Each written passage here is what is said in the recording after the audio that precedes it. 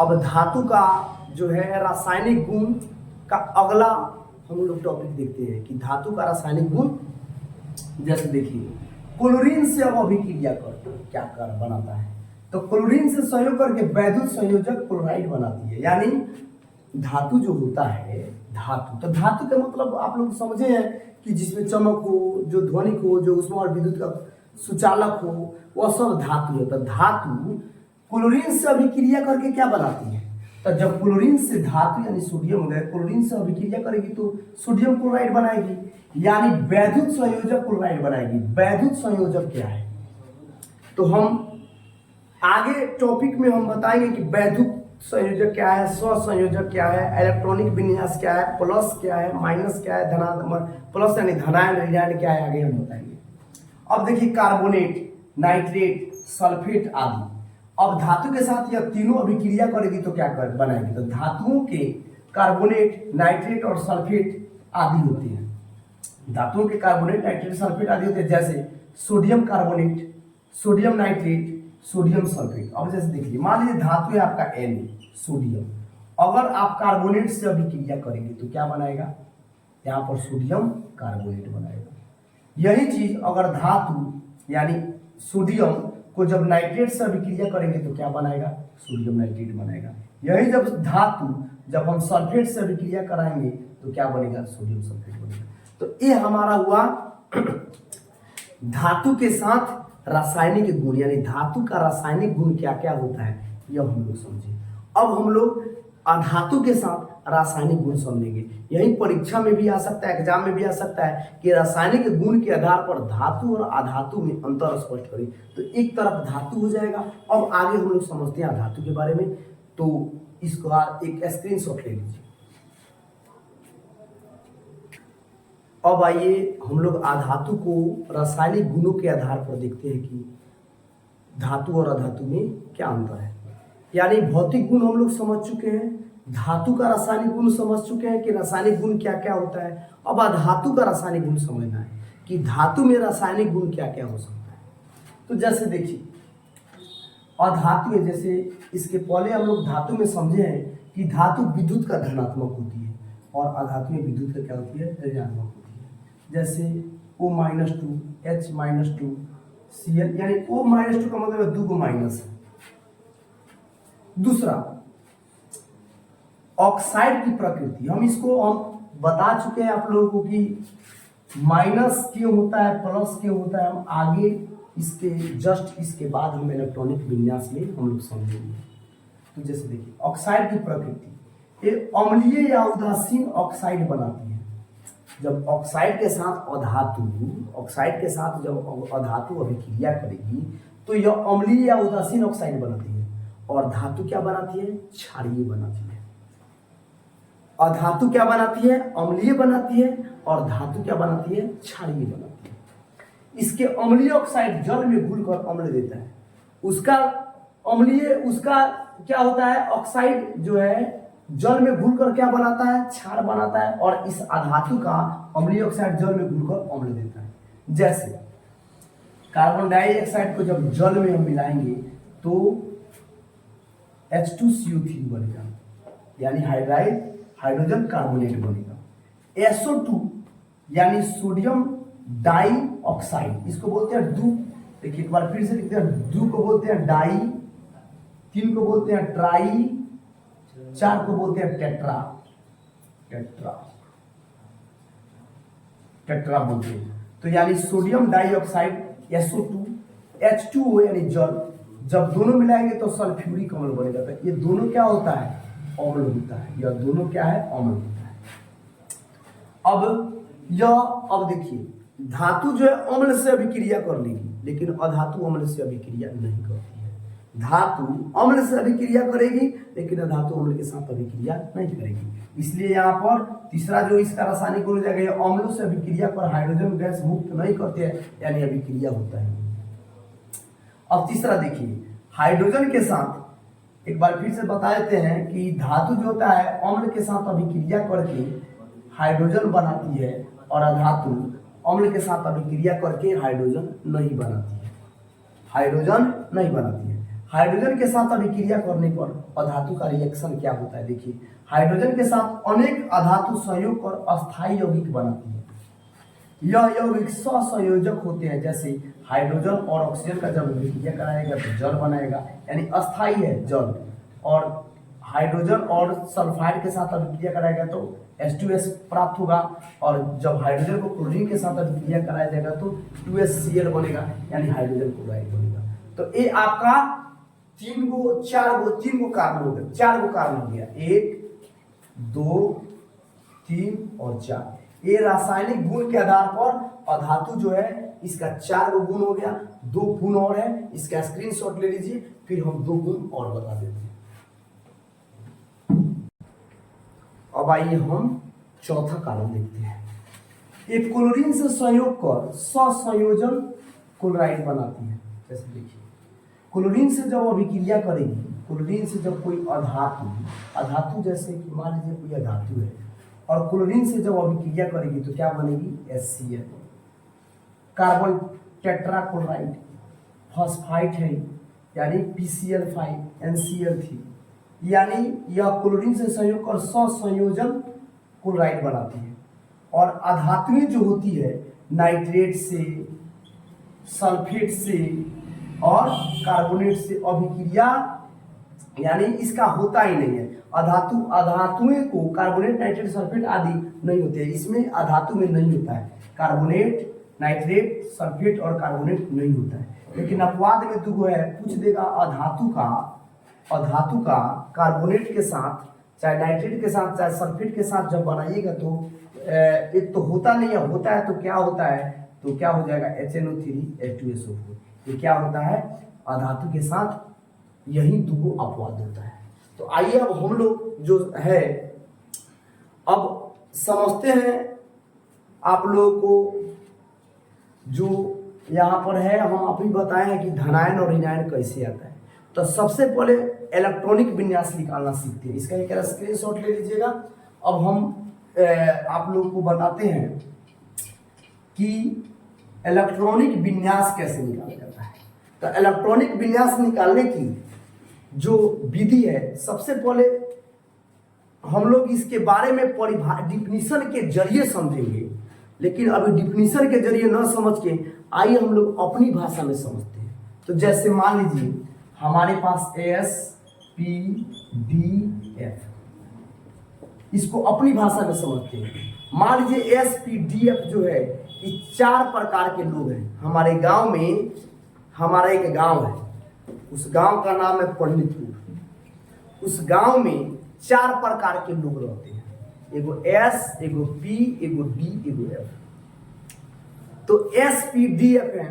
तो S जो है, S प्रकार के जो लोग हैं वह मात्र 2 रोटी खाते हैं। P प्रकार के जो लोग हैं वह 6 रोटी खाते हैं, और D प्रकार के जो लोग हैं वह 10 रोटी खाते हैं, और F प्रकार के जो लोग हैं वो 14 रोटी खाते हैं। तो आपने क्या समझा कि हमारे गांव में 4 प्रकार के लोग हैं जो 2 रोटी खाते हैं, 6 रोटी खाते हैं, 10 रोटी खाते हैं, 14 रोटी खाते हैं। तो उनको अलग अलग, मान लीजिए कि यह जो है 5 बरस से नीचे का बच्चा है, यह जो है P जो है यह 10 बरस से नीचे का बच्चा है, D जो है 20 बरस से नीचे का बच्चा है, और जो F जो है वो 20 बरस से ऊपर का है, यानी 60 बरस तक बुढ़वा है, समझ लीजिए। तो ये लोग रोटी खाते हैं। अब इनको सजाना है। एक पांत में हम चल रहे हैं, बैठा रहे हैं, पांत में बैठा रहे हैं। ये 9th में भी काम आने वाला है, 10th में भी काम आने वाला है, और इंटर में भी काम आने वाला है।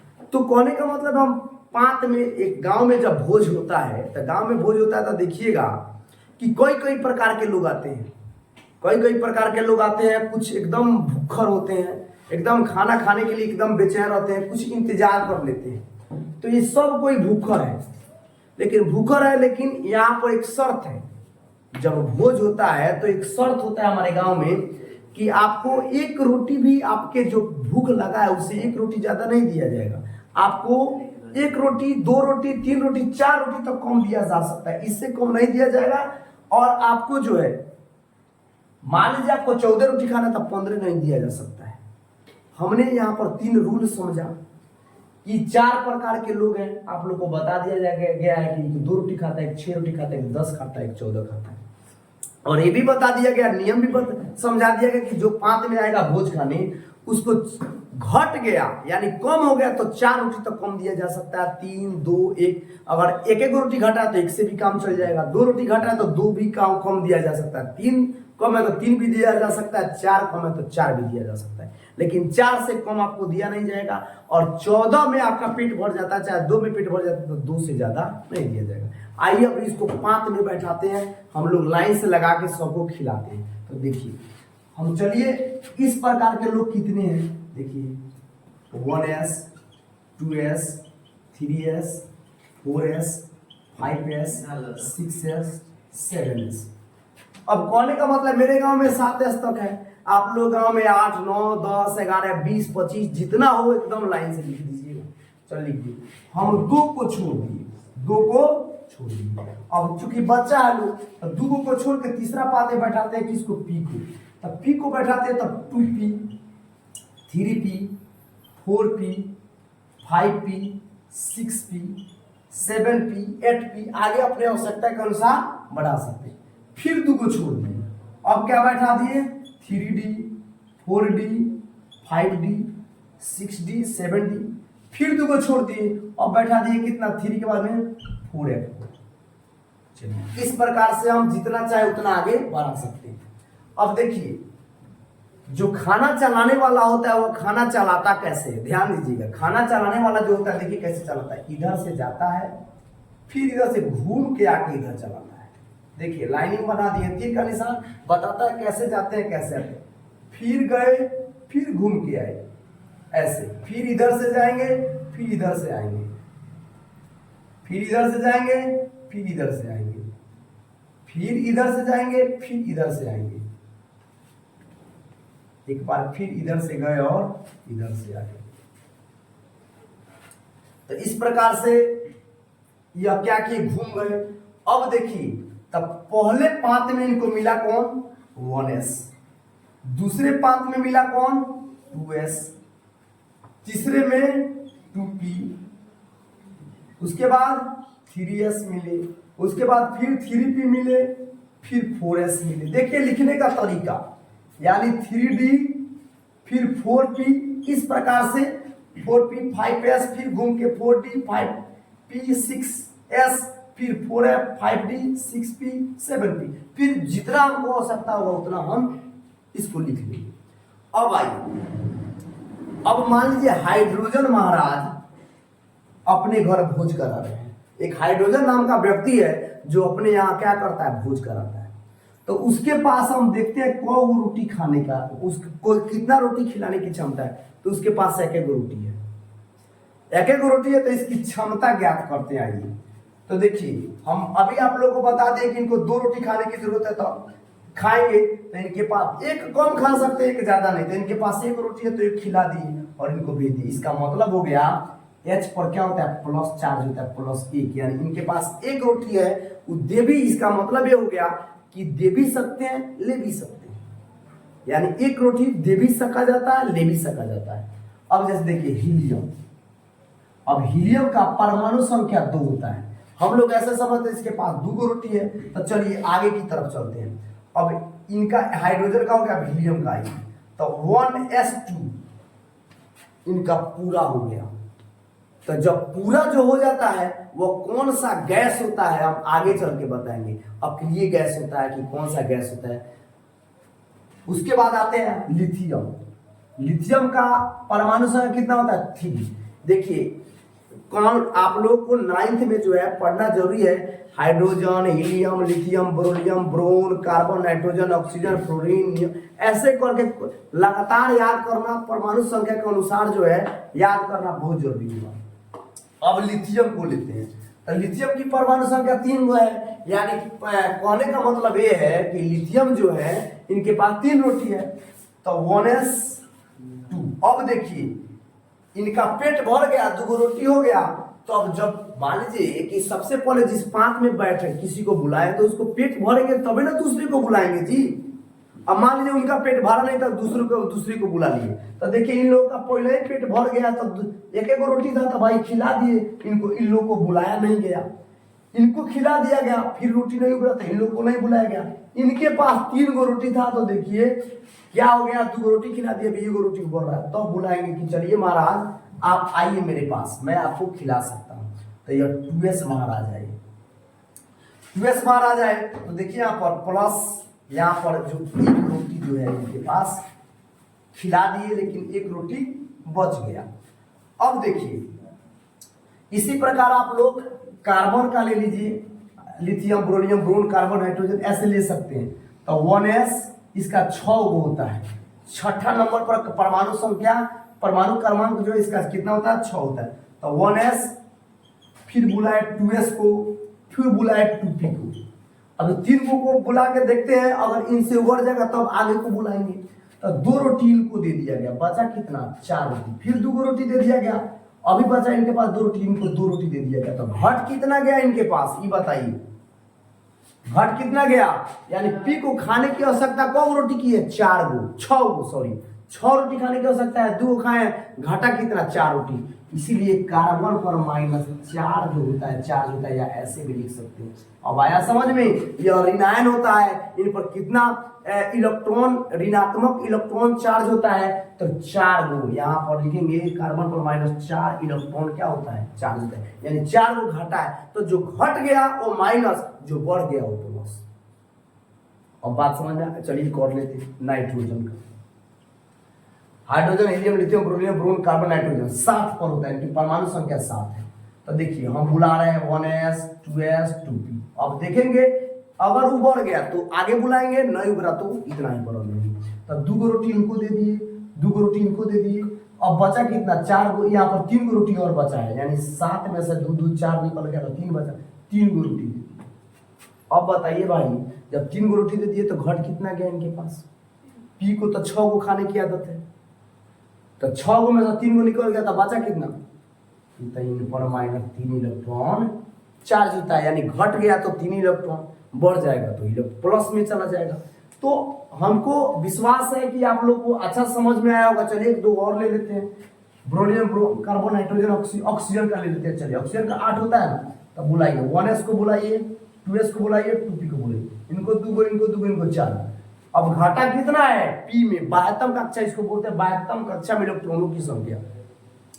तो इनमें कितना घाटा है, तो घाटा कितना है, 6 गो रोटी खाने का आदत है, 2 गो रोटी घाटा है। ई महाराज पर 2 इलेक्ट्रॉन चार्ज होगा, यानी कितना हो जाएगा, 2। आया बात समझ में। अब इसी प्रकार आप लोग क्या कीजिएगा, हम नेक्स्ट में इसी में सह संयोजन, यानी एक दूसरे से कैसे सहयोग करके कोई जो होता है यौगिक बनाया जाता है, कैसे कोई चीज बनाया जाता है, उसी को सह संयोजन आबंध कहते हैं। तो अब आगे पढ़ेंगे, तब तक आप लोग के लिए आज के लिए एक वर्क दे देते हैं। 1 से लेके 100 तक का आप लोग क्या कीजिएगा, परमाणु संख्या, यानी परमाणु संख्या कोशिश कीजिएगा इस पर बने, नहीं आएगा तो कमेंट में जरूर इसको क्या कीजिएगा, आप लोग बताइएगा कि एक बार और समझाइए, समझाने के लिए तो समझाएंगे। तब तक इसका एक स्क्रीनशॉट ले लीजिए। आपका अपना YouTube channel AK coaching centre 800 में हम लोग पिछला टॉपिक पढ़े हुए थे, धातु और अधातु के बारे में समझे थे, जाने थे।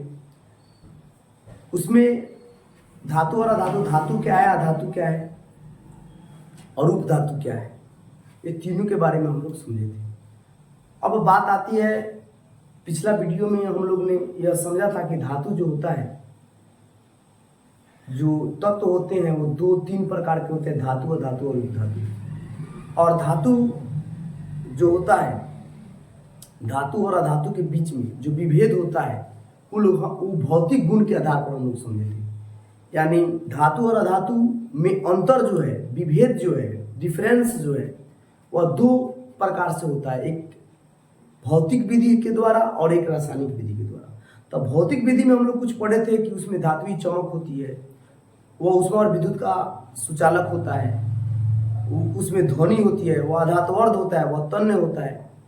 इसमें अधातु में होता है, इसमें चमक नहीं होती है, इसमें या विद्युत और ऊष्मा का सुचालक नहीं होता है, यानी कुचालक होता है।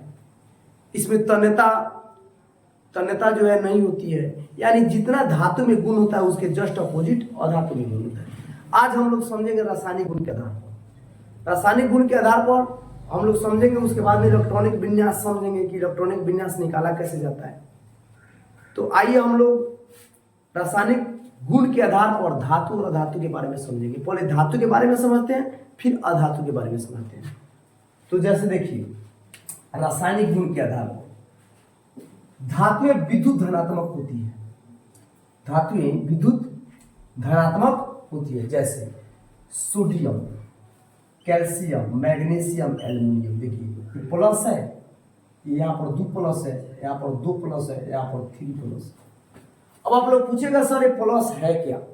तो प्लस का मतलब होता है धनायन और माइनस का मतलब होता है ऋणायन। तो जिस पर धन चार्ज हो उसको धनायन कहते हैं, और जिस पर ऋण चार्ज हो उस पर ऋणायन कहते हैं, उसको ऋणायन कहते हैं।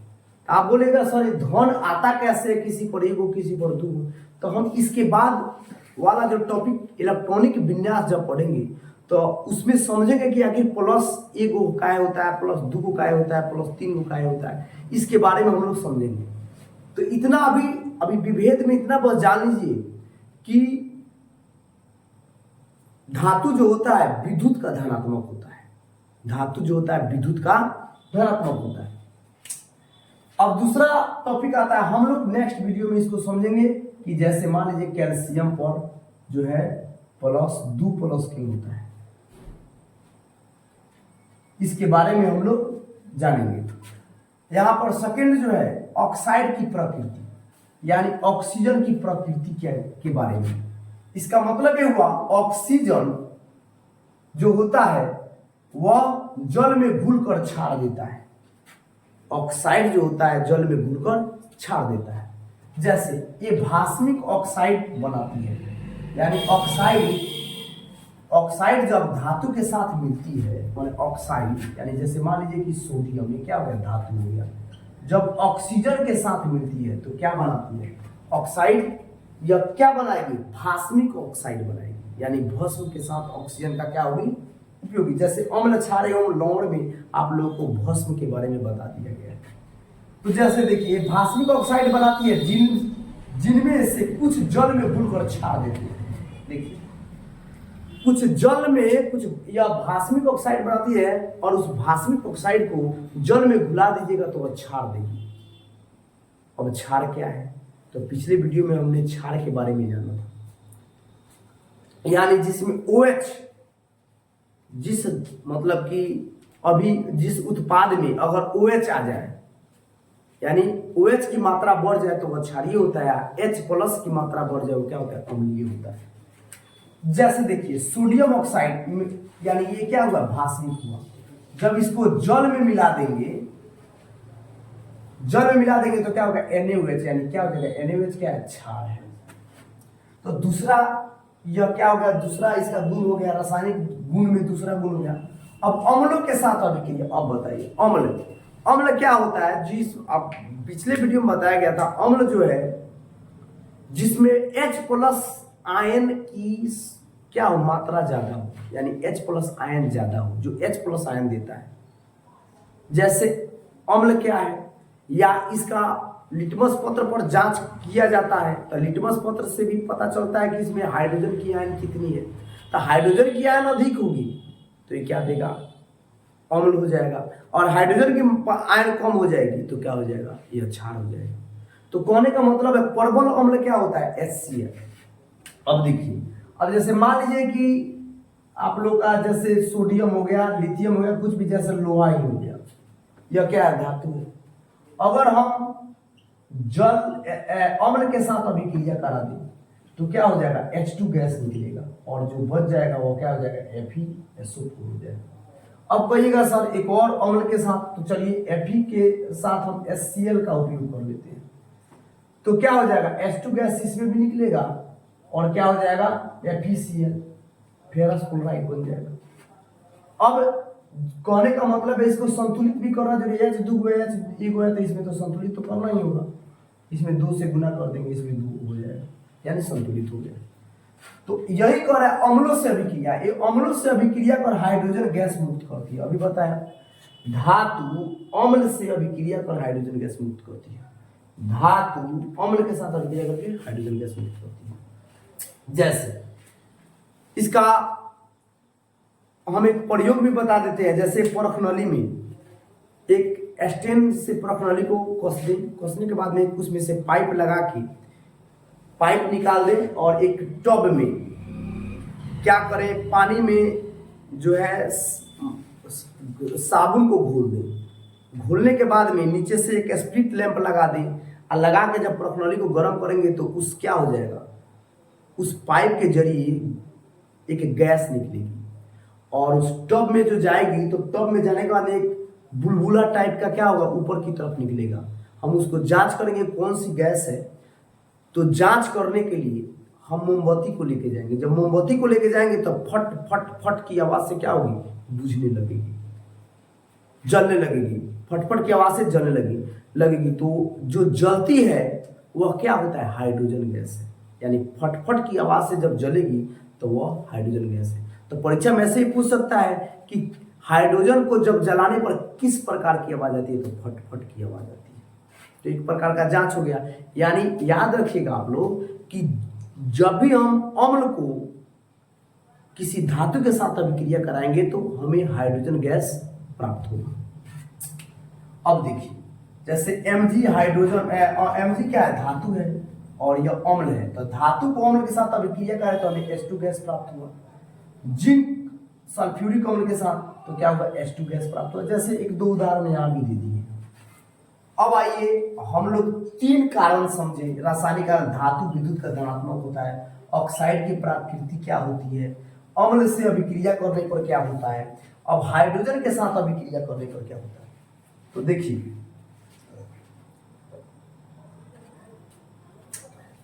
धातु में साधारणतः हाइड्रोजन से संयोग नहीं करती है। धातु जो होता है हाइड्रोजन से संयोग नहीं करता है करती है। लेकिन कुछ धातुएं जैसे लिथियम और कैल्शियम आदि, देखिए हर चीज में अपवाद होता है, तो हाइड्रोजन से संयोग और हाइड्राइड बनाती है। यानी लिथियम और कैल्शियम जो है हाइड्रोजन से संयोग और हाइड्राइड बनाती है। जैसे लिथियम को जब हाइड्रोजन से संयोग कराएंगे तो लिथियम हाइड्राइड बनाएगी, कैल्शियम को हाइड्रोजन से अभिक्रिया करेंगे तो कैल्शियम हाइड्राइड बनाएगी। यह हाइड्राइड वैद्युत संयोजक होते हैं। वैद्युत संयोजक क्या होती है, सहसंयोजक क्या होती है, हम आगे इसको समझते हैं। इसके अभी इसका और दो तीन कारण, हम रासायनिक गुण और दो तीन कारण लिखा देते हैं, फिर अधातु के बारे में समझेंगे, फिर इलेक्ट्रॉनिक विन्यास समझेंगे। अभी यह थोड़ा सा लंबा टॉपिक है, तब तक यार इसका एक स्क्रीनशॉट ले लीजिए।